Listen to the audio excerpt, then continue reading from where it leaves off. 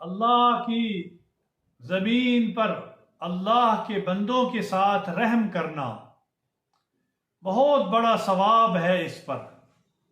آپ صلی اللہ علیہ وسلم نے ہر کسی سے محبت کی ہے، جانوروں سے محبت کی ہے، کیڑے مکوڑوں سے محبت کی ہے، انسان سے محبت کی ہے، جو بھی آپ کا دشمن ہوتا تھا اس سے بھی محبت فرماتے تھے آپ صلی اللہ علیہ وسلم نے، جیسے کہ حدیث شریف کے اندر آتا ہے، سنن ابو داؤد شریف کی روایت میں آتا ہے، تو آپ علیہ السلام نے ارشاد فرمایا کہ ایک عورت نے ایک بلی کو باندھ رکھا تھا، اس کو کچھ کھانے پینے کو نہ دیتی تھی، اس کو ایسے باندھ دیا، نہ اس کو کھانے کو کچھ ہے نہ پینے کو کچھ ہے۔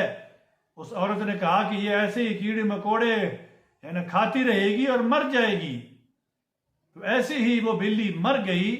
آپ علیہ السلام نے ارشاد فرمایا کہ اس عورت کو اس بلی کی وجہ سے عذاب دیا گیا، جہنم میں ڈال دی گئی، عذاب میں مبتلا کر دیا گیا اس کو۔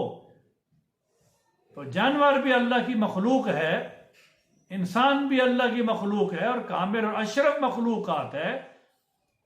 انسانیت کے ساتھ تو ویسے بھی محبت کرنی چاہیے، جانوروں کے ساتھ بھی اللہ رب العزت نے اور نبی علیہ الصلوۃ والسلام نے محبت کا درس دیا ہے، محبت کا درس کہ جانوروں کے ساتھ بھی ہم محبت کریں۔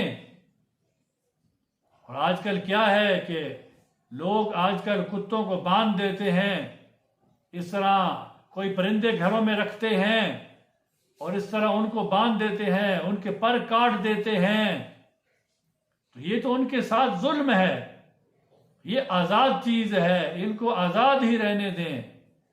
اگر کوئی جانور ہمارے پاس آ گیا، کتا ہے، بلی ہے، بھوکا ہے، پیاسا ہے، تو ہمارا یہ حق بنتا ہے کہ ہم ان کو کھانے پینے کی چیزیں دے دیں، ان کو ایسے نہ کریں کہ ان پر ایسا ظلم کریں کہ وہ مر جائے، اللہ کا عذاب اس پر آ سکتا ہے۔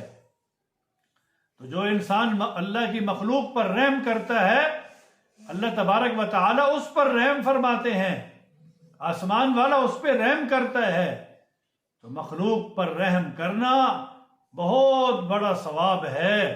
اللہ تبارک و تعالی ہمیں مخلوق کے ساتھ اور ساری مخلوق کے ساتھ محبت کرنے کی توفیق دے، ہر ایک کی محبت ہمارے دلوں کے اندر ہو، ہر ایک سے محبت کرنے والے ہوں۔ اللہ سے توفیق مانگیں۔ ویڈیو اچھی لگے تو آگے شیئر کر دیں۔ جزاکم اللہ خیر۔